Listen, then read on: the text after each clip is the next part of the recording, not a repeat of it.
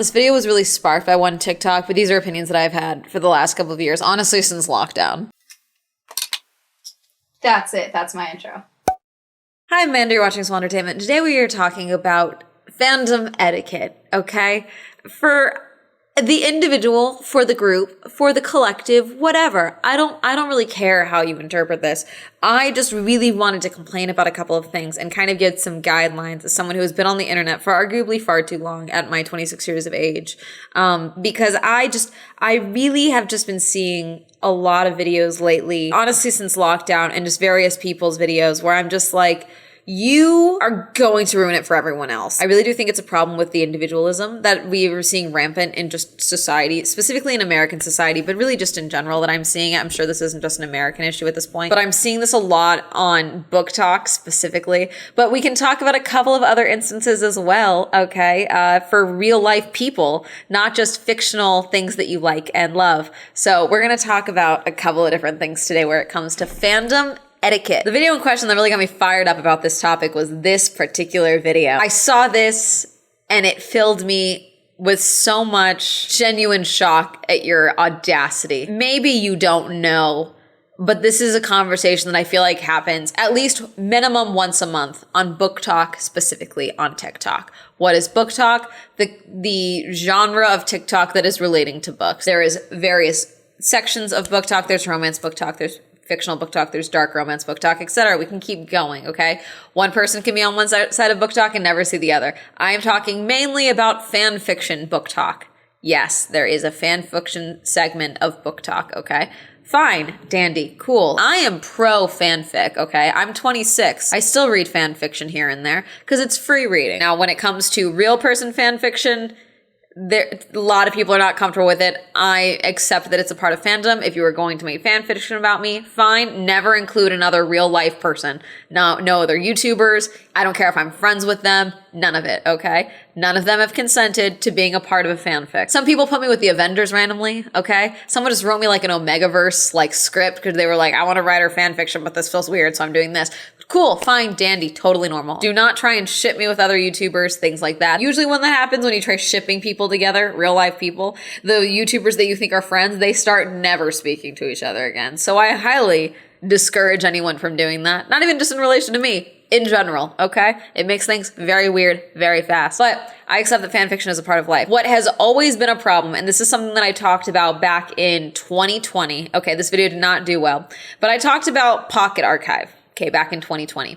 Archive of Our Own is a incredible piece of just collective writing and works on the internet. But it's a very big fan fiction site. But it's a very big fan fiction archive. Back in 2020, an app popped up that I saw talked about on Tumblr, and it was called Pocket Archive. And this was someone who was taking fan fictions off of Archive of Our Own and putting them on an app that you then had to pay for so that you could read them offline and put them behind a paywall. The person who made this app did not write these fan fictions. I think they had never written fan fiction, but they liked reading fan fiction, and so they saw a way to make money from fan fiction. This became a whole thing. I believe the entire thing ended up getting taken down, and the individual writers of fan fiction were able to file DMCA takedowns. Now, let's talk about the legality of fan fiction. Fan fiction is protected under copyright law, not satire law, but basically it's a derivative fan work, okay?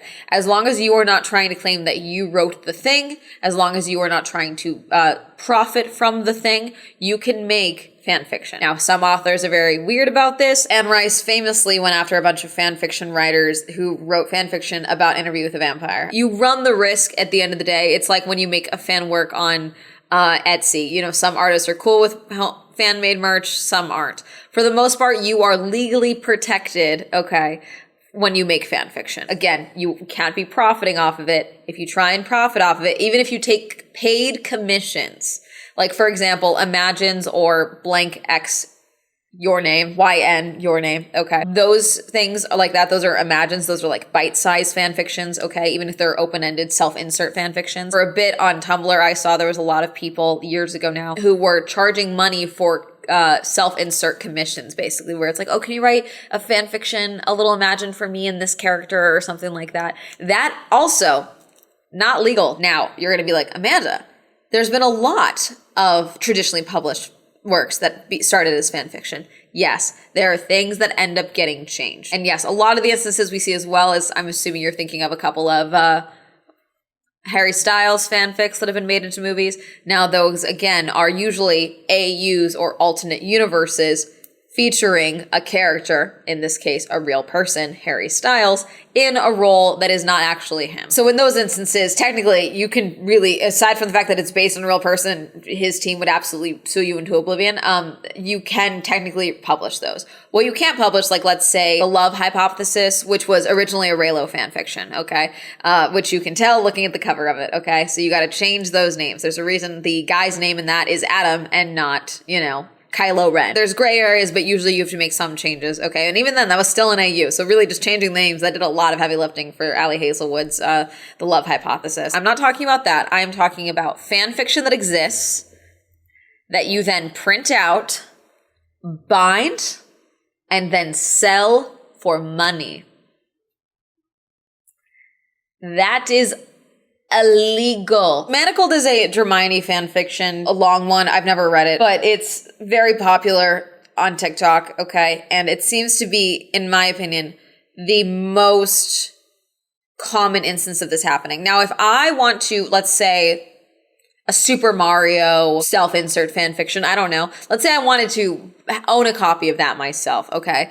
If I print that out and hand bind it myself, okay, and I just have it for me, that is one thing. If I then take that and try and sell that on the internet, that is something else, okay? Not only could I get in trouble, I could get the author of that fanfic in trouble. And that's the thing that I think drives me the most insane about this, is like, this could easily fall back on your fanfic authors. I don't want to hear, well, they shouldn't have written it in the first place. Shut up. Go away. We're not talking about that right now, okay? We're talking about the legality of selling a derivative work, okay? Which is the problem here in and of itself. Here, like, a lot of these are like my first book bind, and it's them personally binding their own version of Manacled, which is fine. Brett Reads Books is the creator, the book talker that, talked about this most, and basically shared all of the different Dramini fan fiction that they have bought bound. And she knows, she's not saying like, oh yeah, this is a book, this is the thing. And she goes to thebookretreat.com/printed books. Printing ends June 29. Afterwards, we'll sell what we have left in inventory until they are all gone forever. Order while you can. Complete set, all 13 story sets. $400 was $500. And it says Draco Malfoy and the Mortifying Ordeal of Love, All the Wrong Things, etc. Collection 2, the newest edition, 8 story set, $250. And in a lot of instances like this, these authors that write these things, they don't have their names out there, their real faces out there for a reason. They are usually anonymous behind a screen name, and that's for protection. But if I was them, I would absolutely be sending you DMCA takedowns, because hey, you may not own the original copyright, but the works that you made, you do own that. That is why these authors are then able to sometimes turn around, change things, and then go ahead and republish them traditionally. Now, this is being sold as Dramini fan fiction.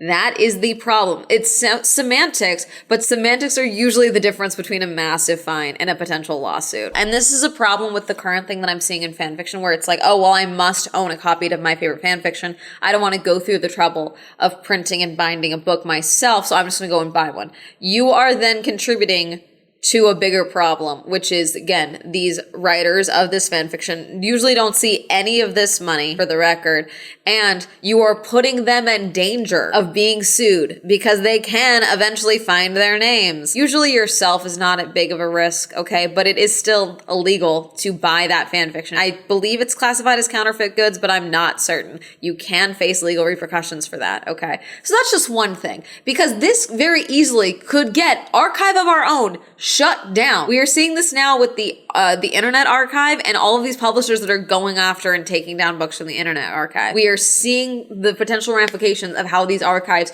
could be completely devastated with just the wrong poking of the wrong bear. Now, and let's not just talk about fan fiction, though. Let's talk about decorum. Let's talk about real person fandom interactions. I've been seeing this mainly a lot lately, okay, with motorsport. Because you guys know me. I've got my motorsport brain rot. I love Formula One. getting into IndyCar. Car go fast, make brain go burr. It's what's made my dopamine start forming again, okay? Is watching cars go fast and hearing them go fast. Because of the boom of specifically Formula One in the US since lockdown, we've seen a lot more creators come out of this space, which is fine, dandy, more to go around. Love hearing different takes. It's become a very female prevalent community as well. Now, I want to talk about just in general, how you talk to people. But I also want to talk about two men in particular, okay? Now, this has been discussed at length on TikTok, but at the Australian Grand Prix, there were two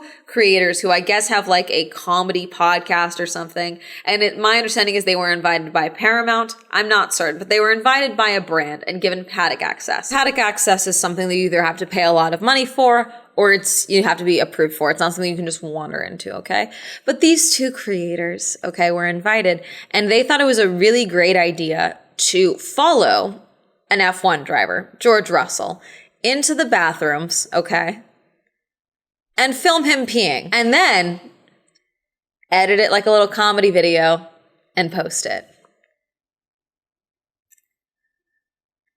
Now, you don't have to know who any of the people I'm speaking about are. I'm assuming you understand how wrong that is. It was taken down. They were clowned immensely, okay? But, like, that's insane. Now, in this instance, those were invited guests. I think they were invited as influencers to the Australian Grand Prix as well. But they were also content creators. This thing also happens in the motorsport fandom as well, where there's really two types of social media people that get invited to Grand Prix now. You are either a massive influencer, okay, whether you are a fan of F1 or not, typically irrelevant. They want the numbers. They want to invite you out. Or you are a very specified either sports and or motorsport specific content creator. And this could be of varying sizes.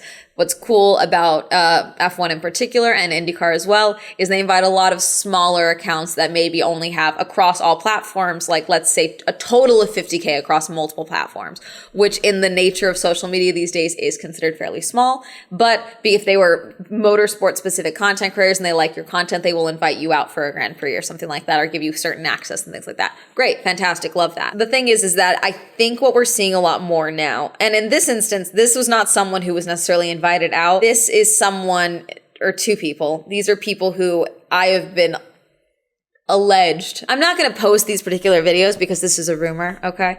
But basically, there were two people in IndyCar at a Long Beach event, okay, who allegedly made a fake blog and allegedly had a few fake articles and then allegedly applied for local press passes, okay, for the Long Beach Grand Prix for IndyCar as a means not to launch their blog, because that's one thing. I would maybe respect the hustle, the grind of like, I just want to get my blog up and running and this is how I'm going to do it. I would respect that. No, it's to launch their TikTok influencer careers.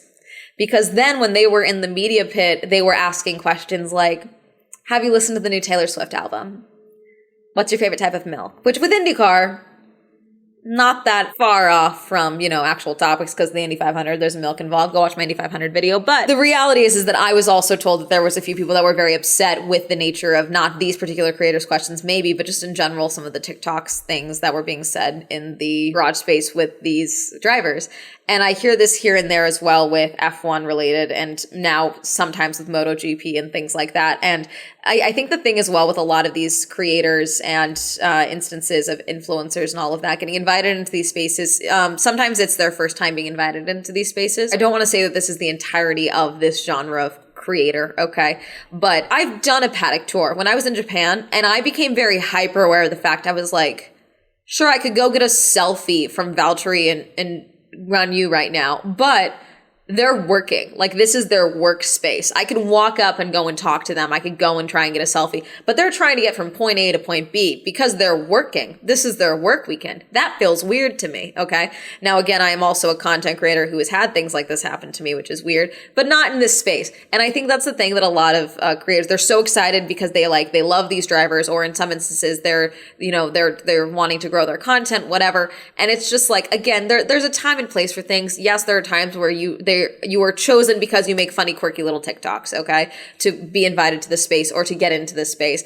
But I just always say, be respectful. Oh, the lying about, being a local media, that's shitty if you did that. If you see this, hi, that was awful. If you really caused a complaint, you've made it difficult for the next several independent bloggers and independent journalists trying to get a press pass.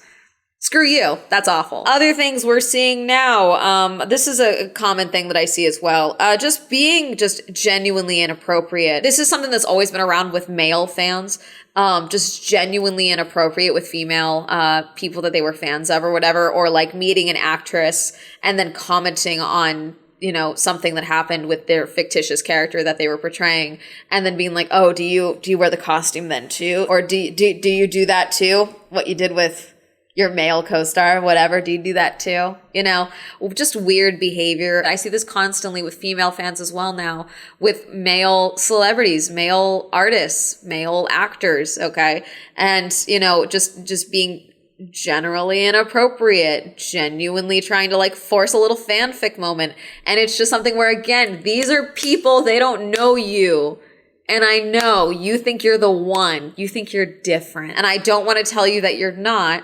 But in that moment, they're working. They are doing a job, a media obligation, a fan obligation. Some actors and some people are more comfortable with it. Same with female creators or female actors and things like that. Some are more, they know their audience and they're more comfortable with it.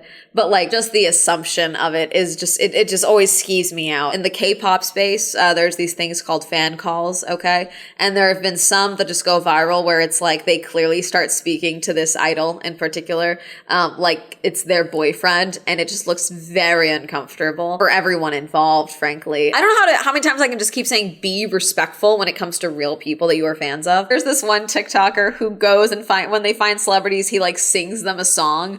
And it's one thing when he's like at an award show and he was invited to do that, that he did that at the Grammys, I believe. But it's another instance where it's clearly not staged and he like just stumbles upon a celebrity around in LA and just starts singing to them when they're at a restaurant eating. And a lot of them are very good sports about it, but I also assume it's because they see the camera there, okay? And I just think it's a jarring and weird experience. There was a whole story about Renee Rapp recently and how a girl said, I didn't meet Renee, I met Regina George, because she like didn't want to take a photo with her or something. And it's like, the implication that celebrities are like monkeys that you can throw a quarter at to make dance is just, or even like a like on Instagram, or you like, look, I follow you on Instagram, like, can I get a photo or something? Like just, it's skeeving, my spine is cringing, okay? It's skeeving me out. What else can I think of? You know, etiquette. Oh yeah, bullying actors online, mainly female actors, because they're portraying a character that did something you don't like. I need you to log off and go touch grass. We see this a lot as well with actors of color that take on a role. Suddenly this becomes everyone's favorite white character of all time, and you've ruined it because you've cast someone that's not white. And it's like, again, if you like the character, who gives a shit? And then without fail, I'm like, oh my God, like this is cool. Okay, like let me go check out this actor. Or like they did so well in this role. Let me go see them. And it's like, oh, their Instagram is deleted. Oh, their Twitter's privated.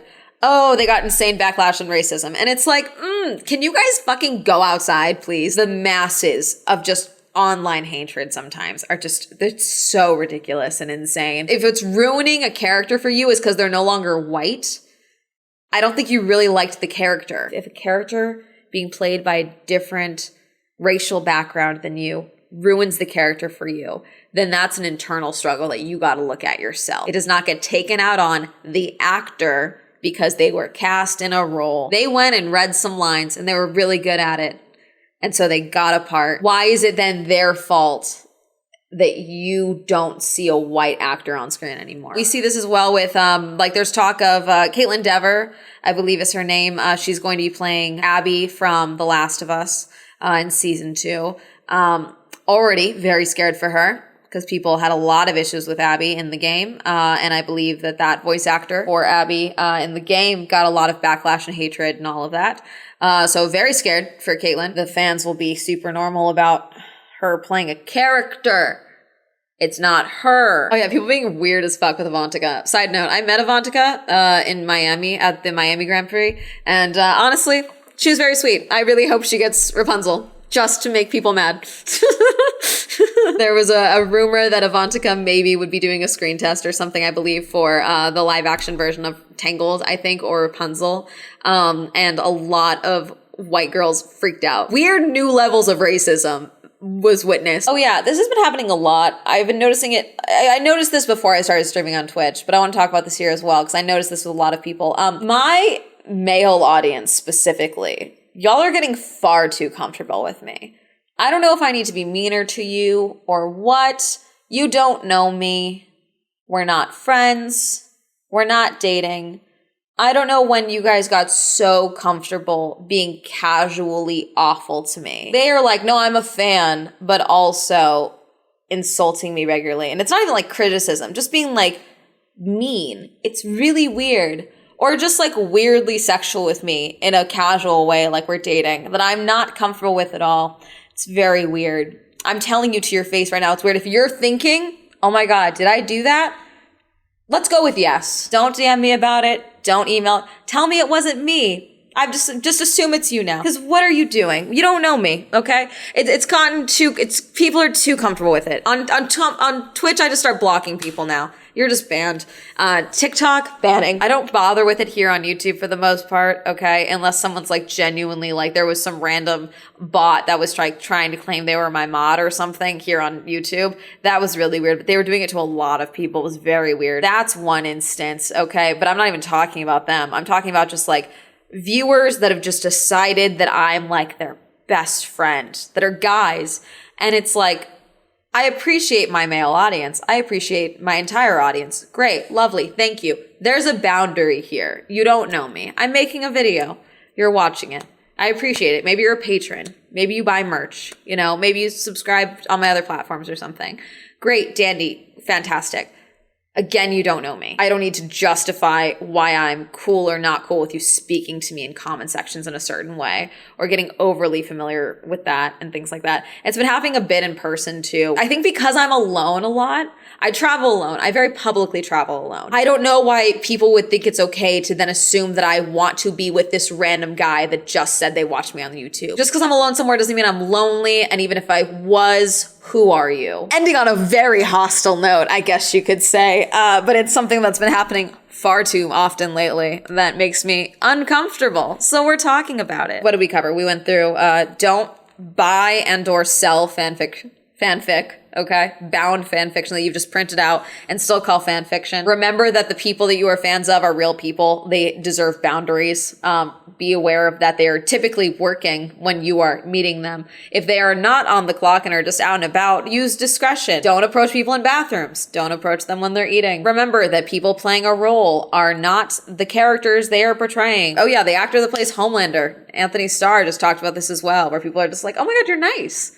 He's like, yeah, what the hell? Understandable. I would also be very upset if someone thought I was Homelander in real life. You don't know the people you're fans of. Don't try and force a fanfic moment. It can be weird. It will make someone very uncomfortable. I can keep going. There's a lot we covered. Anyways, let me know down below if there was anything that you thought that I left out. What is something that you've seen in fandom lately that has irked you? Do you think that fandom spaces have become better or worse since lockdown? Let me know. Comment down below. Reminder that I stream on Twitch. Reminder that Swell Entertainment is now available on Spotify. Reminder to use code SWELL for 10% off on gamer subs. Shout out to my patrons. Thank you so much for supporting my Patreon. If you'd also like more of my Patreon, love us down below. Like to my on social media. That'll be up here. That's been Hell of a Day. Goodbye.